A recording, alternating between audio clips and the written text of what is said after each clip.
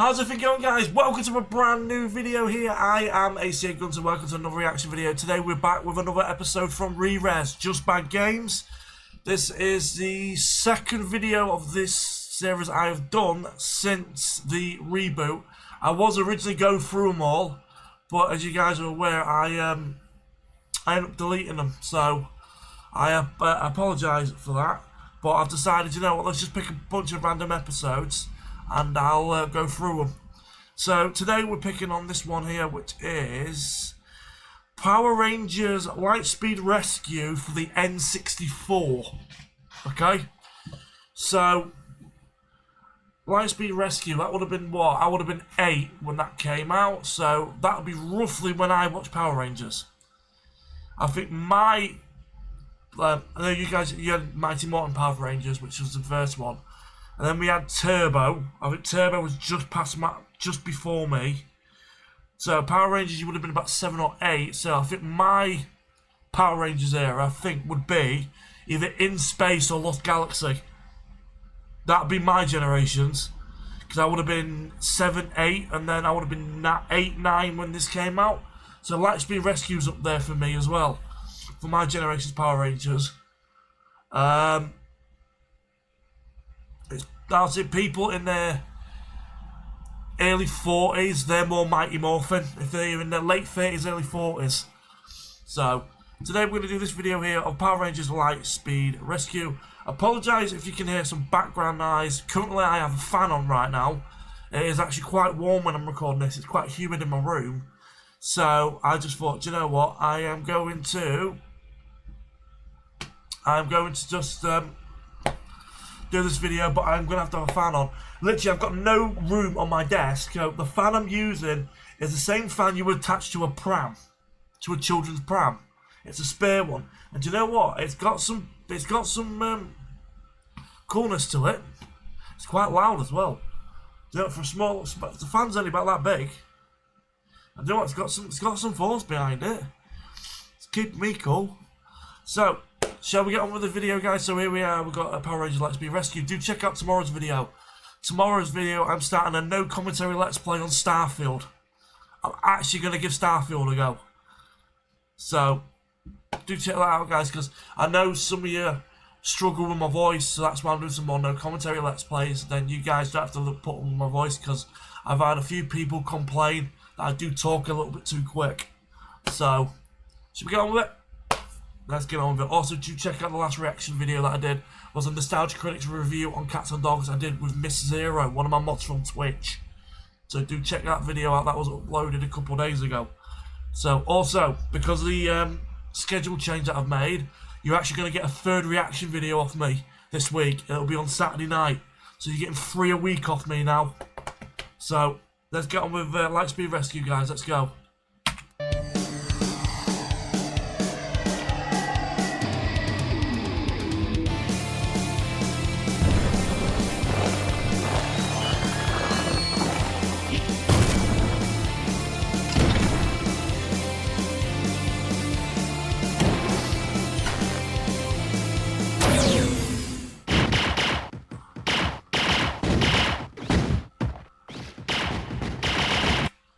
The orange guy, that's my face. What the fuck is that crap? You suck! Power Rangers Lightspeed Rescue was released in the year 2000 for the Game Boy Color, PlayStation, and Nintendo 64. The games are based on the 8th series of the Power Rangers TV franchise. A string of TV shows that integrated martial arts action, comedy, drama, and a Monster of the Week formula into an insanely successful cultural phenomenon. We're talking movies, action figures, candles, bottle openers, oh, and dozens of video games too, I guess. Like Lightspeed Rescue. Despite having 3 separate platform versions released in the... Yeah, Power Rangers is absolutely massive. It's fucking a massive franchise. And fair play to them, to be fair. For getting the... if it's gonna make money, just fucking do it. The same year, these games were not just tweaked ports. They were very different games by completely different development teams. The Game Boy Color iteration is a 2D action platformer. The PlayStation variant is an isometric beat-em-up. The Nintendo 64 version is a putrid cluster fart train wreck dumpster slop inferno of a vile runny sewage mess. Can we play the Game Boy Color one? No! We're looking at Power Rangers Lightspeed Rescue on the Nintendo 64. We start the game, and to say we're not immediately blown away is a bit of an understatement. There's a weird set of animations that, well, I guess the term animation doesn't really hit the nail on the head here. It's just low-res pictures lazily shifted over a black background. What's up with Pink Ranger's neck? It just looks like a PowerPoint presentation. It's like we entered the interactive web domain of a hip new fruit snack circa 1997. Just Bad Lightspeed Chew! Filled with high fructose corn syrup and buyer's remorse. Yeah, here's the thing. A lot of you guys in America, a lot of your sweets have got high fructose corn syrup in it. But here's the thing. In the UK, that stuff's banned. If you want to sweeten everything, it's either artificial sweeteners, which is fucking hell, I have actually aspartame. Yeah, we have a lot of aspartame in our stuff, and if you do have sugar, you have to pay a premium. Here in the UK, we have something called a sugar tax. If you sell anything that's too much sugar in it, you have to up your price. Like for example, a 500 milliliter bottle of Coca-Cola here in the UK will set you back $1.79, which is $2.60. Yeah, that's just for a small bottle. Watch the attention to detail as this Ranger vehicle cleans up this green goo. I'm speechless. They truly earned that Nintendo seal of quality on this one. We get to the main menu where we can choose from Titanium Quest and Megazord Arena. We'll jump into Titanium Quest as that's the story mode of the game. Hopefully this will be a good way to learn about the Rangers and the challenges that await. We start episode 1. We're given expository dialogue over more crappy animation. Turns out the Lightspeed Rangers are about to face their toughest challenge yet, which actually, we know nothing about because they haven't really told us anything yet. But they need to train. Luckily, they have a VR training room where they can hone their skills for any situation. This being their toughest challenge yet, the team will likely take on virtual representations of some of the craziest enemies and obstacles they've ever faced. Yeah. Like jiggly mucus. 33 seconds. Or Slimer's horny cousin. Haven't touched gameplay, and they've already stopped trying. Into VR training, we're given our very first objective. Shoot! Is that gunfire I'm hearing? Well, it ain't popcorn. I think I blew up Little John's trailer. Goo! Right. Why did that look like a scientific version of GTA 5, the Trevor Phillips missions? Let's get going. Oh, this is a game where it looks like you're shooting fireballs out your crotch, because I think AVGN did talk about this game, I think. Oh no. Lots of thoughts and emotions bubbling up right now, but Power Rangers kicking and punching sparkly projectiles out their gloves and boots, that's a brave choice. You can kick and punch to shoot back and forward using the A and B buttons. Wait, hold on. Is that all you can do here attack-wise? Yes. No form of martial arts, a string of attacks, or combos? Correct. You're telling me they made a game based on a TV show packed with over-the-top choreographed fight scenes in which the only offensive move you have is shiny lights, you poop from your limbs? Exactly. Fine, it's a Power Rangers game that technically has no hand-to-hand combat. All right, let's at least try to tackle our objectives here, right? Shoot some goo, we'll just walk on over, and holy shift into turbo, look at this walk cycle. Not only does it look really awkward, but movement in this game is far more simplistic than other Nintendo 64 titles. With the introduction of the Nintendo 64 controller thumbstick, there was the ability to add nuanced movement in a game. You could have a slow build up to a run based on how much you were moving.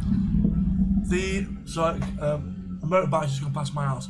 The music they're playing right now is from Triple Jump. I just want to say, Triple Jump, may you rest in peace.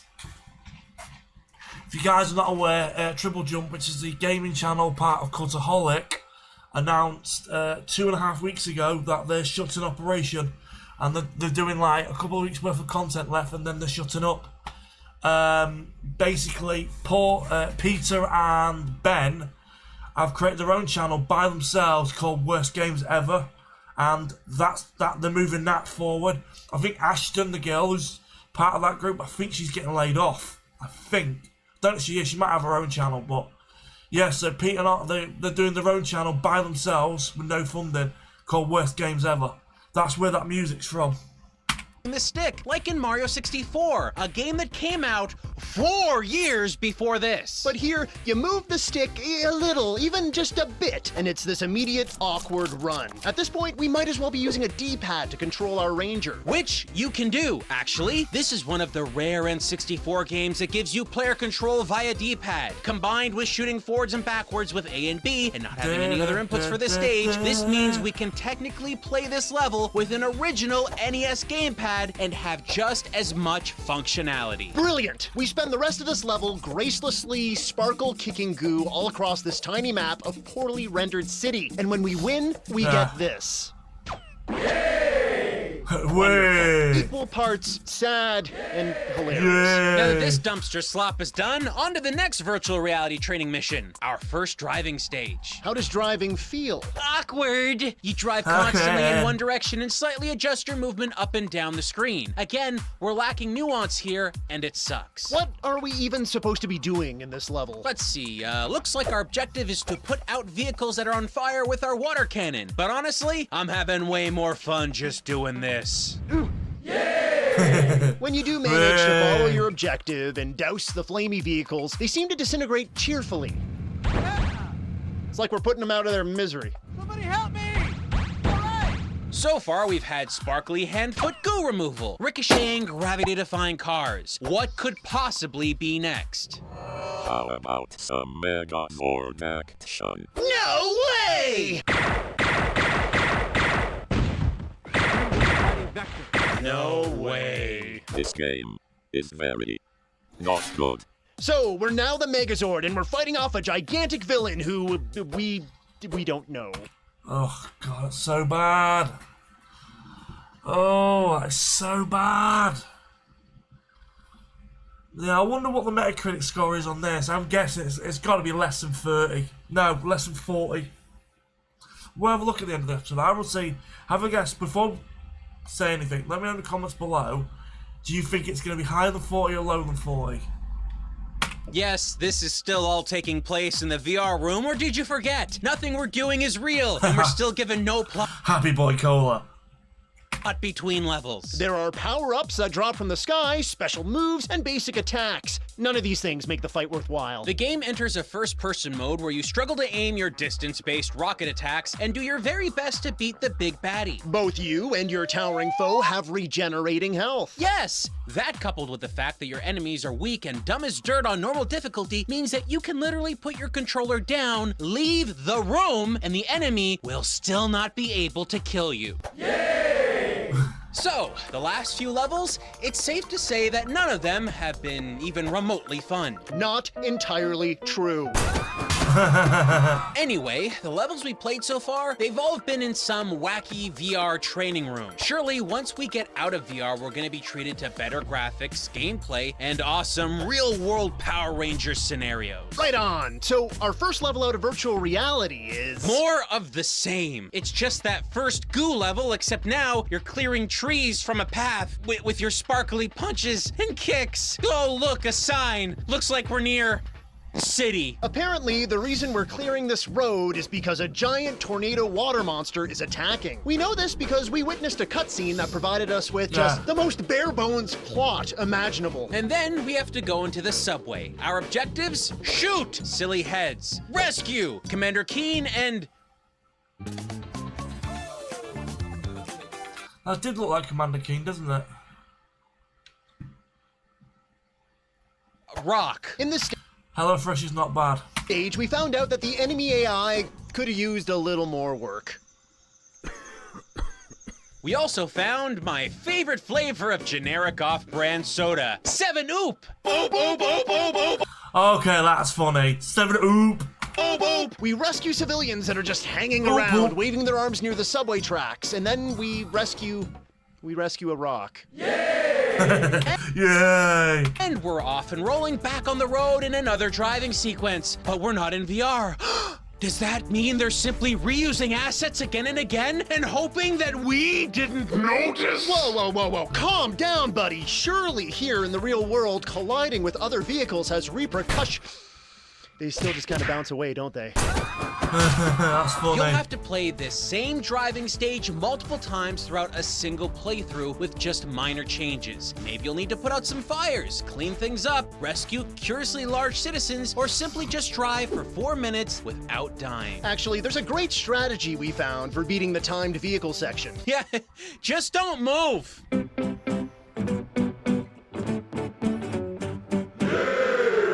The correct way to play this is to not play at all. Actually, that's a great philosophy for the entirety of Lightspeed Rescue. Because the game starts recycling assets and ideas more and more. You'll play the same top-down stages multiple times, the same driving stages, and then more Megazord fighting in the exact same arena. Hey, look! Another battle where you can walk away from the controller and the enemy...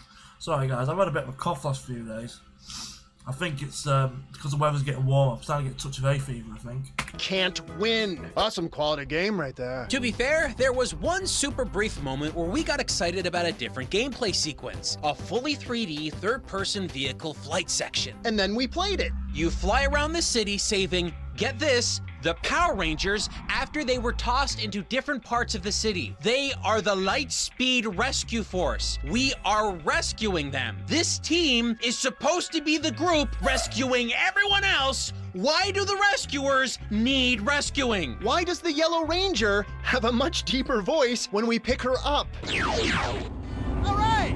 Why do we have to replay the stage picking up boxes? Oh, look, here's one just outside, floating by a building. Nice. And if you fly too close to the boxes, you won't be able to pick them up. I have no idea why. You may be surprised to learn that this game is riddled with visual glitches. I know. Oh, I know. really? No, I'm as shocked as you are, Shane. Oh. There are visuals in this game that were actually kind of stumped as to whether they were done purposely or not. Just look at the enemies you face in the top-down sections. There's your basic grunt enemies whose walk cycles look even more hilarious than the Rangers. There's these blue shooty fellows that have an unfortunate limp. And then you've got bouncy green men. And then there's the bee people. Not the bees! Not the bees! Ah! Just go ahead and take it in. We don't... There's no answers. Look, it's very, very likely that this game was rushed to market. All these quick asset flips may have been necessary. A Power Rangers series is... It's really weird that I'm hearing like the music they use. You can tell that some YouTubers use the same sound engine. Like the music at the start was from Triple Jump. The music that's playing right now in the background, Nostalgia Credit uses sometimes in the reviews. Sometimes super quick, so it's likely that the development team had to strike while the iron was hot and release the game before the Power Rangers became a different cast and theme entirely. Oh yeah, because it would have been Time Force was after Lightspeed. Time Force was decent, to be fair. But the lack of polish here is amazing. That brings us to the crown jewel of the game's fast-paced design nature. Let's talk a little more about these cutscenes. Hey Jerry, I finished cutting out that one Ranger on my computer, but there's these blue pixels around it. Should I get rid of them? How long will it take you? Oh, like 10 seconds. Do you work hourly? Yeah. No. Nintendo 64 games were not known for full motion video due to space limits on the cart. Some games had them, but it was actually pretty rare, so we weren't expecting a moving masterpiece as far as story delivery was concerned, but come on, look at this. The cutscenes look like coloring book pages brought to life with a freaking monkey's paw. The Rangers look like they're severely cramped up and need to be put out of their misery. All this while they deliver the most mundane lines with very weirdly placed emphasis. Typhonus will Flood! the city will Get the Green Ranger back, but right now we have to Save the entire city. We'll delay the flood while you save the people. I wish we could tell you that these cutscenes flesh out the individual Ranger characters or at the very least deliver a fully thought out, coherent plot. Nope, the story is as thin as tissue paper. It just barely adds enough reason for certain levels to exist. Apparently there is no room for explanation or anything nearing character development. Some characters don't even look like they do in the show. It's as if the developers had no idea what these folks were actually supposed to look like. As if they made the game and finished it before the show started filming, which, now that I'm thinking about it, that's a very distinct possibility. The game takes about 2 hours to beat if you really take your time, and the cutscenes take up a full 16 minutes of that. Oh, and there's just one looping, low-quality music track playing. So that game's 2 hours long and 16 minutes as cutscene. So that game's like an hour and 40. You could literally do a 2 episode Let's Play series on that. through every section of exposition. The music is bad, and sound effects and cutscenes are near non-existent. Here, this is a Megazord powering up. The music should be pumping us up as we hear the weighty parts of the Zord connecting. Instead, we get this.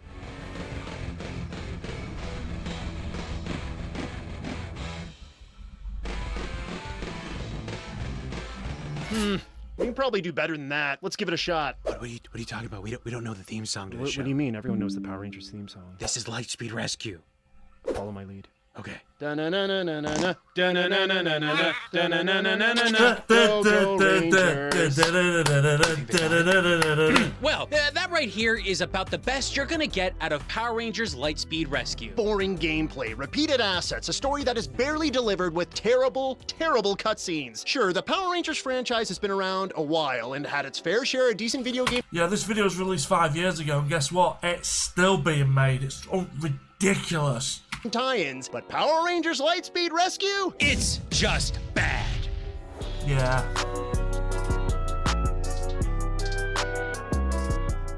So yeah, I do remember AVGen's talked about the game before.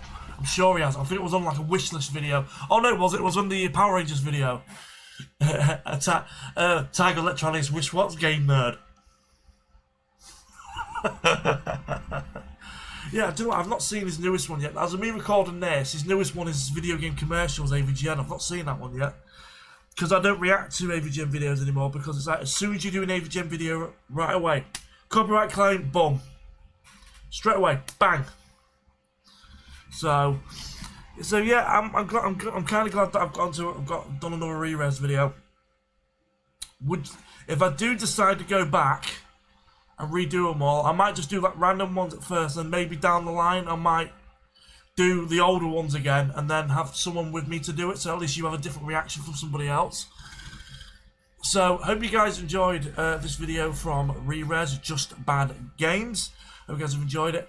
My next reaction video, like I said, will be on Saturday, so you're gonna get a third one off me this week.